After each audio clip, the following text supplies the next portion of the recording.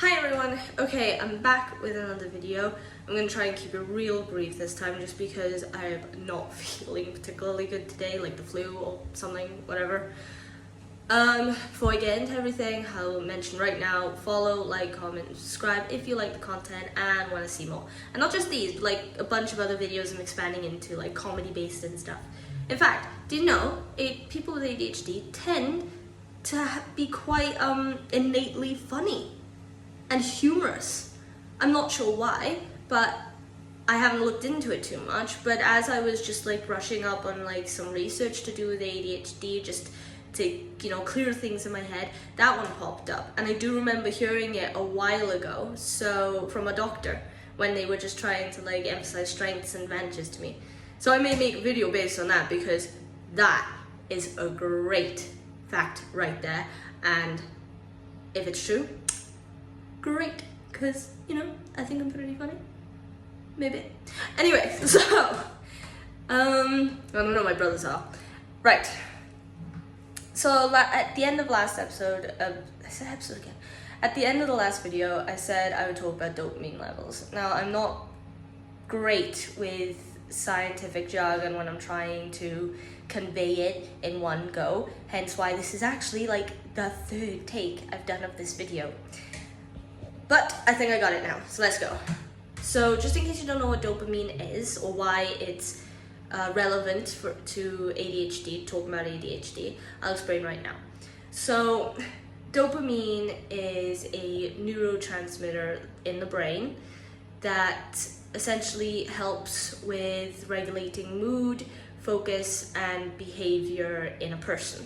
Now, people with ADHD tend to have a lower level of dopamine, which then, of course, contributes to the ADHD symptoms, because attention deficit hyperactivity disorder. So if the levels of dopamine are irregular or dysregulated, then that means your moods, your focus, and your behavior are going to present themselves a bit off or a bit disorganized compared to, say, a person without ADHD. Now, how it works is, like I said, so the brain has lower levels of dopamine, so your moods and your focus and your behavior aren't regulated as well as they should be. But people with ADHD may also have a higher concentration of dopamine transporters, which basically remove dopamine from the cells. So what that means is if you have a lower level of dopamine but a higher concentration of dopamine transporters, then that means that the transporters are taking the dopamine from your brain cells before they have a chance to have any real effect on your brain, which then further contributes to the ADHD symptoms. And if it is a case that you have a higher concentration of dopamine transporters while also a low dopamine level, then that means that your ADHD symptoms could sometimes present themselves as worse or more difficult to deal with or to cope with. So that's essentially the gist of it. Now, this is the thing with ADHD. I mean, with every living creature on planet Earth, your behaviors, your emotions, your ideas, everything that makes you has a starting point, and that starting point is the brain, right? It functions all of your enzymes, it helps with every aspect that's going on in your body. It tells your cells what needs to be done, it directs your behavior or helps you direct your behavior. So if there's something different or